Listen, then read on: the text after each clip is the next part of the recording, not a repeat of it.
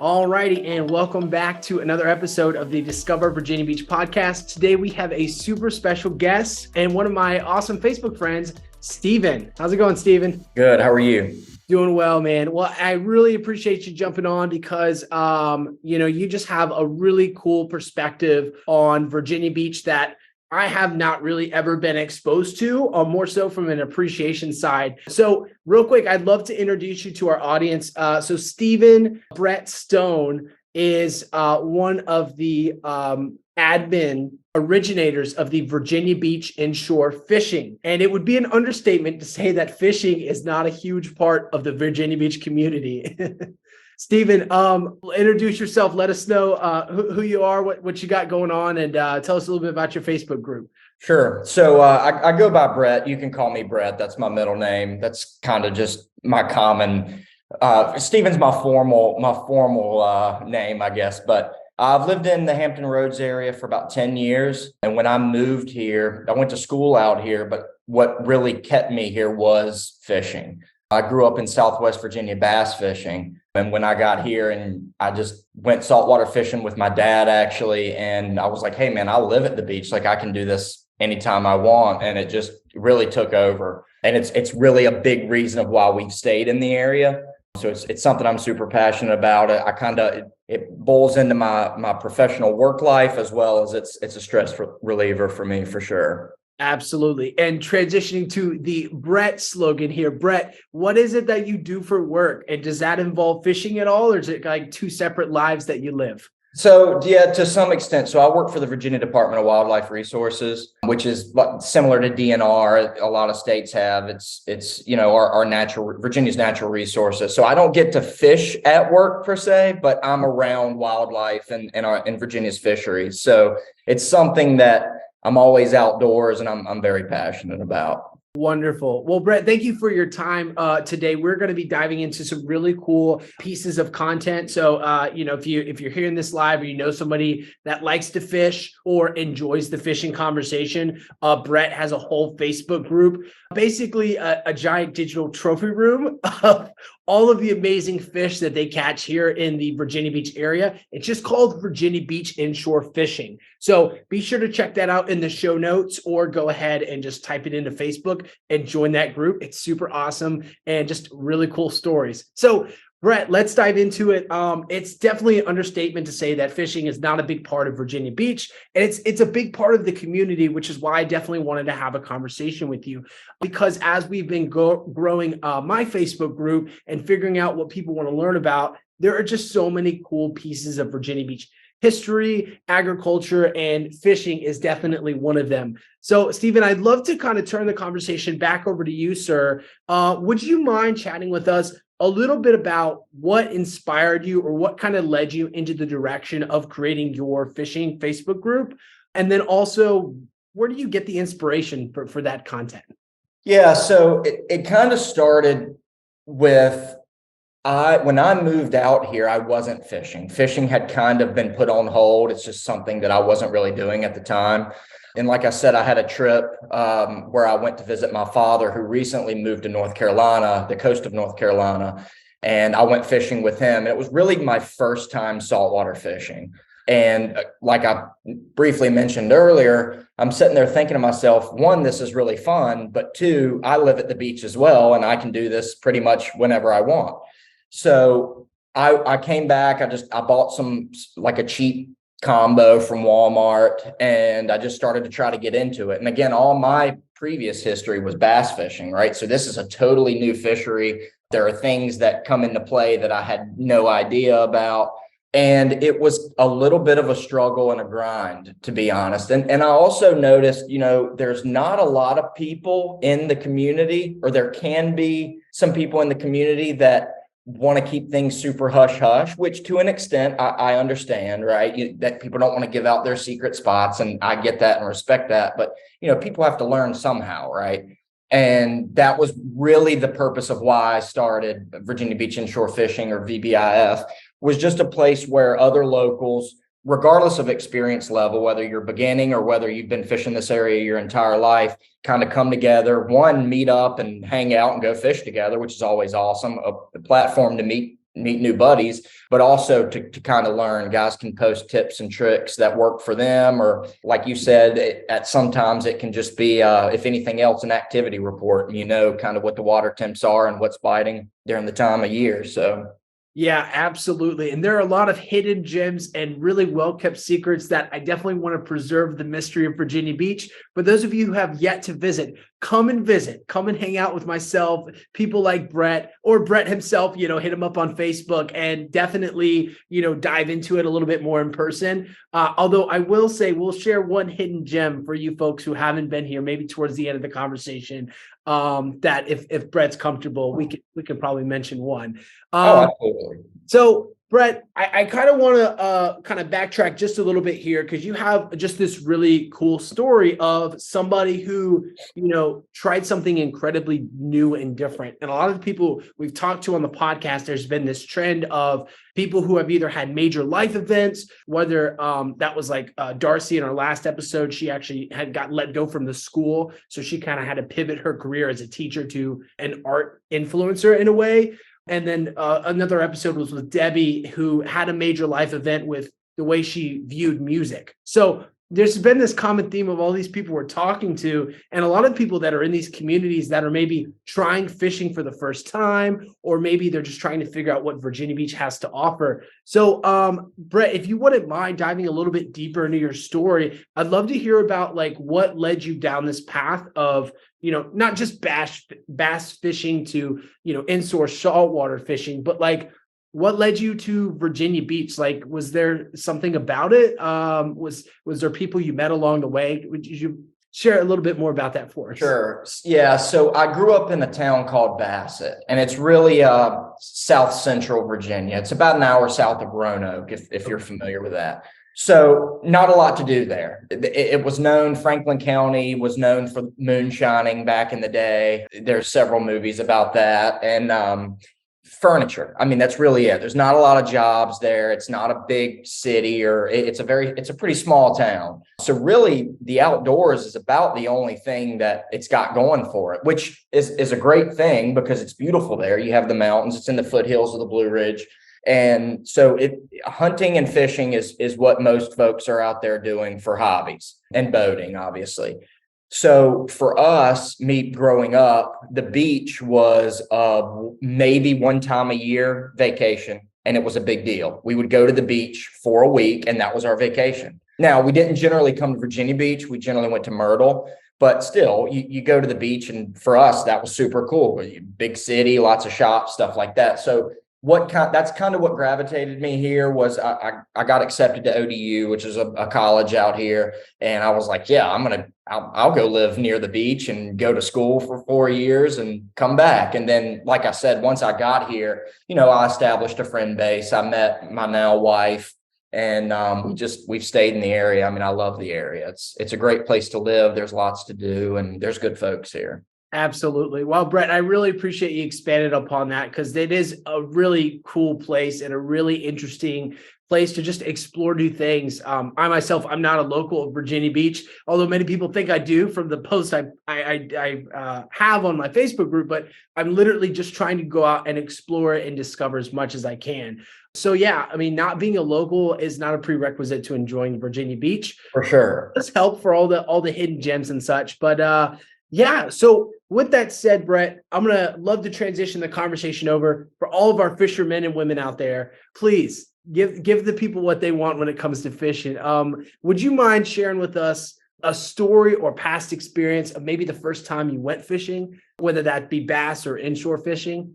Sure. So I would say what got me into it to begin with, I was young. I don't even remember how old, but my dad used to take me camping. We would just go camping, and I would always meet up with some of the other, kids my age at the time, and we would go catfish from docks at night, or bluegill fish for that matter, with just, a little bobber and a small hook and some night crawlers, and just watch the bobber go under and you catch the small bluegill, and that was a blast. Same with staying up all night with a lantern, bugs are everywhere, and we're just sitting out there waiting for a big catfish to swim by and grab our bait. So that's kind of what really I enjoyed doing. And that's really what got me into it. It was just something to where, like, for me, like nothing else really meant, like, all your stress goes away. You're just hanging out. You're in the moment. It's super beautiful wherever you're at. You can just enjoy being outside and hanging with friends. So I think that's really what got me hooked on fishing was yes, it was the fishing, but it was also the experience as well. Absolutely. Well said, Brett. And I really appreciate you sharing that, because there's just something to be said about the outdoors that just gives another dimension and element to life that, I call myself a city slicker and a nerd and a tech person in some regards that I just don't get, within the four walls of, my super high speed internet. So it's really refreshing to be a part of that and definitely go out and explore. So, Brett, how can you describe like a few maybe typical fishing techniques or equipment that you would use for inshore fishing operations? Like what's your tool deck look like? All right, so I'll give you two. How's that? That sounds great. And most folks probably know these. They're very general, but they work. So the first I would say is just a simple bottom rig, right? Like leader line straight down to a weight. And then you would just use the weight that you need. Obviously in saltwater, you tend to need a little more, just because of the tides, the current, wind, etc. Just enough to hold you on the bottom, and then just like a high-low rig. So weight on the bottom, hook up top. Some guys will put two hooks, about 6 inches apart with the weight on the bottom. And then just tip that with some sort of bait, whether it's shrimp. And when I say shrimp, you don't have to go get live shrimp. You can literally go to the grocery store and buy, frozen shrimp like we would eat, we would cook up, and just take that with you and just tip your hook with that shrimp, and you'll catch fish all day doing that. And it's simple, which is a good thing. I mean, if you just want to go out with your kids or your family, or you're just getting into it, that's a great way to see what's in your local waters, wherever you're at, because everything eats shrimp. We eat shrimp, fish eat shrimp. So everything loves shrimp. And if you're trying to expand past that and get into the artificial lures, which is primarily what I fish, I would say the best way to go about it would just to get what's called a jig head. Several companies make them. It's just a little lead head, and they come in different weight sizes. Generally, with our waters, I would say get anywhere from a 1/4 ounce to a 3/8 ounce if you're fishing inshore. Again, whatever's going to get you to the bottom, but generally those two weights will get you there. And then just tip that with a soft plastic that you like. Fishing can be overcomplicated. People can make it more complicated than it needs to be. You walk into a tackle shop, you're going to see 1,000 different lures, 1,000 different colors, and 1,000 different prices. And you're going to look around and go, oh my gosh. And for a lot of people, that's discouraging, which again is another reason why Virginia Beach Inshore Fishing is a great way to just get on there and see what other guys and girls are using. But literally anything, you can buy plastic shrimps, you can buy little paddle tails. I mean, you name it, they make it. And just tip that onto your lead head, cast it out, and just kind of bounce it along the bottom. And that will catch any of our inshore species. So those are two good ways of going about it. Whether you're wanting to do just the kind of the hangout method, which would be the shrimp method, and you're just kind of cast it out, let it set. Or if you want to constantly, if you're like me, I can't let things set. I've got to be moving, So that's why I prefer the artificials. Absolutely. Brett, that is a great tip. I actually had to write that down. So if you are getting started, or if you missed that part, hit the rewind button, or, go check out the shrimp or the jig head lures, correct? Correct. Yep. 1/4 ounce or what was the other measurement? 3/8. I mean, you can kind of experiment, but generally those are my two go-tos. I'll always have quarters with me, and I'll always have 3/8. Perfect. Awesome. Great tip, Brett. And do you have any certain like strategies or pieces of information? Because I know the Facebook group is a great resource as well. But when it comes to planning that fishing trip, and maybe the clouds look a little gray or dark or gloomy, when is the best time to fish? I mean, obviously safety is important, but when can people get out there and expect to be safe, but also possibly get a good catch? Yeah, so the best days are generally when most folks are not going to go, right? It's low pressure days, overcast, rainy. It also depends on the species that you're targeting.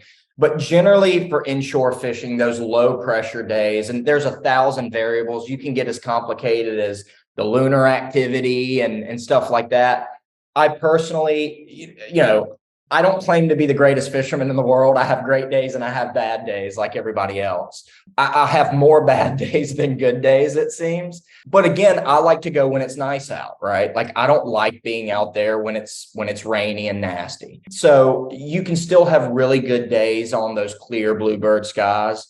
I would say the main things to pay attention to would be the tide, where you're at, whether it's coming in or going out. I generally like I like to fish both. So the last couple hours of the incoming tide and the last couple hours of the falling tide. But you don't really have to pay too much attention to that. I mean, it certainly helps. But if you're just starting out, I would say go out when the tide's moving either way, and just pay attention to your wind. Your wind is really what's going to drive kind of where you're going around here. Absolutely, especially with all the byways that can happen, especially if you're in the no spoiler alert here, Lincoln Bay area, near the Lesnar Bridge. It can be very, very cumbersome to really look and see how that tide's going, because it can be easy place to get stuck. Not that I have ever gotten stuck out there, but I've heard people, Lynn Haven in general, there's tons of shoals out there and it's easy to run aground for sure. And I mean, that tide too, that current rips through there. Right. Yeah, absolutely. So, Brett, I want to touch a little bit on your day job here, and I apologize, I'm doing this on your day off, so we'll just leave this to one question. But it's a very important question, especially when it comes to making sure we're being good stewards of our environment. And I want to know how your role at the Environmental Center has really shaped the way you employ certain strategies to sustainable fishing practices, and how you go about making sure you're not overfishing or you're being respectful for the environment. And are there any strategies or tips that you have for folks who may want to be good stewards of the waters and want to be respectful but don't really know how to go about doing that? Are there any strategies or things that they can take from you to kind of do better on that area? Absolutely. And it's a great question. So, and I'm not trying to go on a tangent here. I can talk about this stuff all day. So just cut me off if I get too long-winded. But two great resources. One is DWR, which is the Virginia Department of Wildlife Resources, their website. Okay. They have all the regulations posted on their website. You name it, you can find it there. The other is going to be VMRC, which is the Virginia Marine Resource Commission. They regulate all the saltwater. DWR regulates all the freshwater. So anything you want to know, you can find on one of those two websites.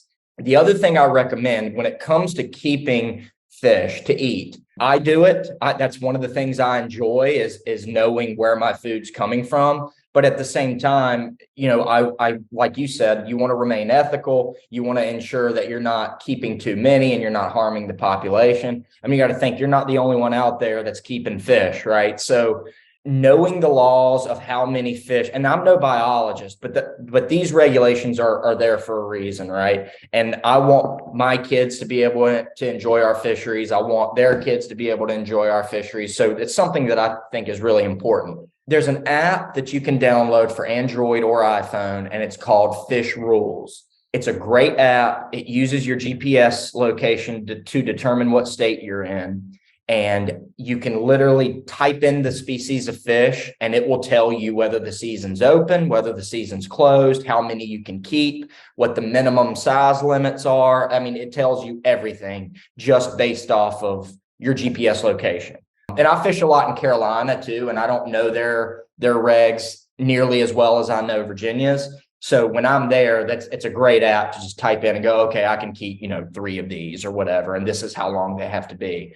Now, I don't tend to keep my limit every day. I keep what I can eat in a reasonable amount of time, right? So if I can keep 5 fish and I catch 5 fish, I might keep 2 or 3, right? To feed me, my wife, my kid. That's, I don't like stuff setting in the freezer and going to waste. And then I feel like I'm doing a disservice. Not everyone's like that. That's fine. That's just a personal thing, but.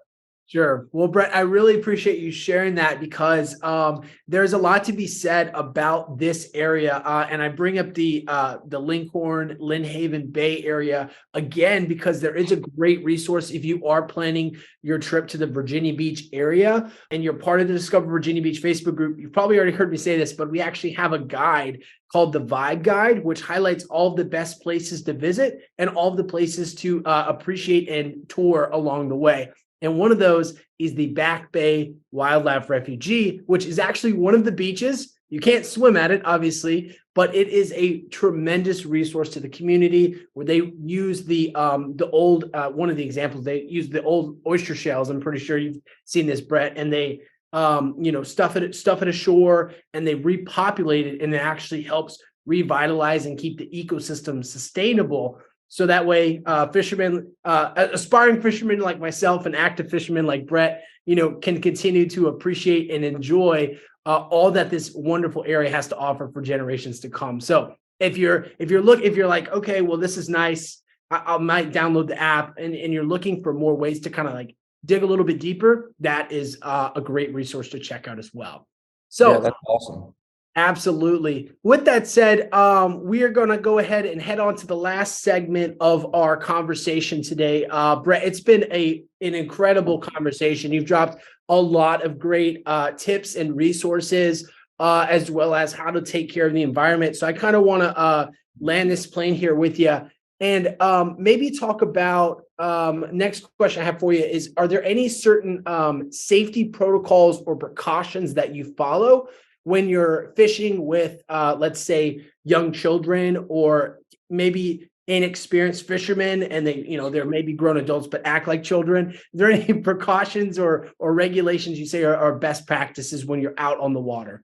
Yeah, so just following the general state and federal laws is obviously something that's very important. The life jacket law, especially for kids. If there are children on my boat, they're 100% wearing a life jacket. And, having all the proper safety equipment on board your vessel, even things that you don't necessarily need by law, I tend to have, because you can't put a price on your life or on a loved one's life, in my opinion. So if there's something that I can get that, the old saying, you'd rather have it and not need it, I tend to have that on my boat, because like you said, this area, the currents, the wind, the water is, the water's a big beast sometimes. And I'm a good swimmer, but I don't like being in there for too long if I didn't choose to be there. So just following general safety practices and letting everyone else kind of know your safety plan, or your float plan, some people call it, knowing where everything is on the boat in case they do need to get to it.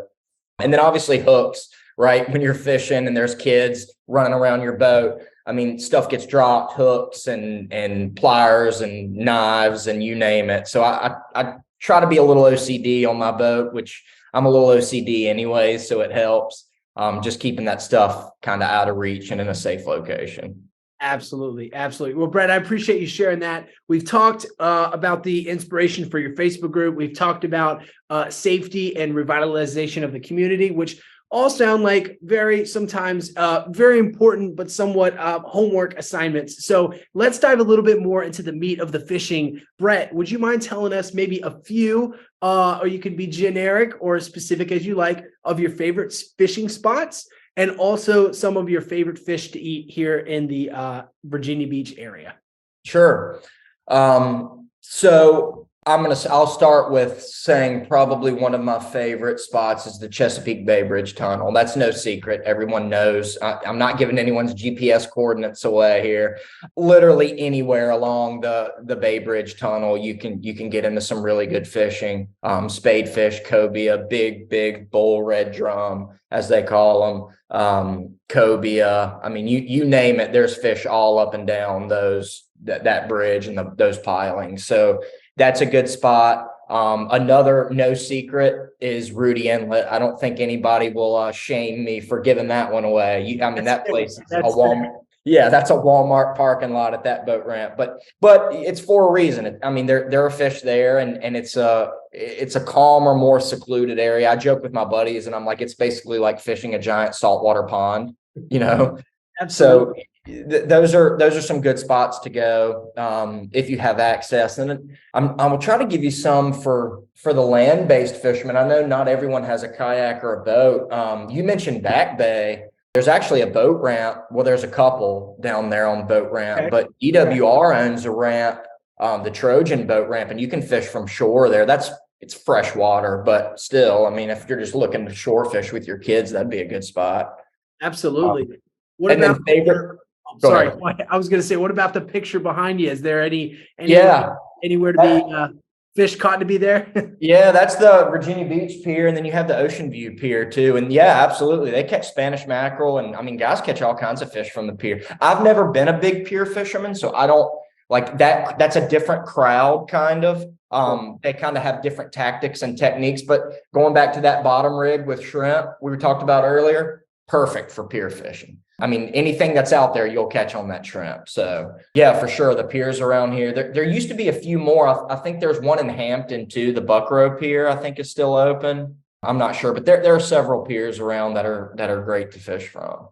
Absolutely. And Google's a great friend there as well. Yeah. Just like you mentioned with the fish rolls, if you're just looking for fishing piers in the area, are there, and this is for my question as well for you, Brett, is there any particular way you like to cook your fish, or does anybody else cook in your family? Or do you have a certain way you like to cook your fish? Yeah, I go fried, man. I'm not the healthiest eater when it comes to fish. I prefer fried fish. I mean, I just love a fish fry.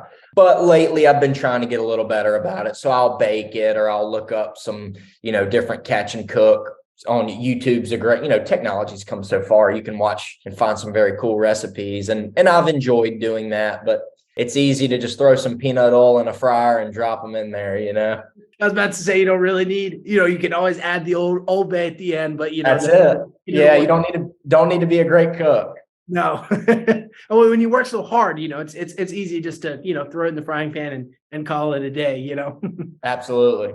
Awesome. Well, Brett, thank you so much for our conversation today. It's been a joy to speak with you and also talk about, working through our environment and also enjoying and appreciating all that the Virginia Beach area has to offer. I'm going to roll out the red carpet for you, Brett. Is there any special upcoming events or promotions? Or I see you wearing representing your Facebook group shirt. Anywhere where people can go to learn more about you and support your channel? Sure. So you can find us just Virginia Beach Inshore Fishing on Facebook, same on Instagram. You'll see the VBIF, Virginia Beach Inshore Fishing, VBIF. You can just go there on Facebook, same on Instagram, and just follow us. It's a side thing for me. So I have some help, but not a lot.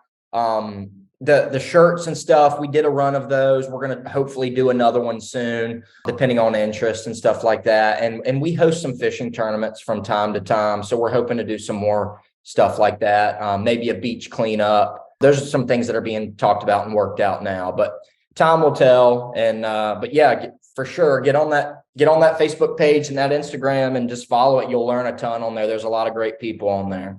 Absolutely. There sure are. And if you're an aspirational fisherman like myself, and you just want to go and see how beautiful the ocean is and how beautiful the fish are, there are, almost every day there's 5 or 6 fish being posted that just incredible size and up to regulation standards and whatnot. But it's really cool to see. So Brett, thank you for having such an incredible platform. With that said, thank you all for listening to this episode of the Discover Virginia Beach podcast. We'll hope to catch you all in the next episode. And until then, go out and discover Virginia Beach, and we'll talk to you later. Thanks again, Brett. Thanks, Joseph.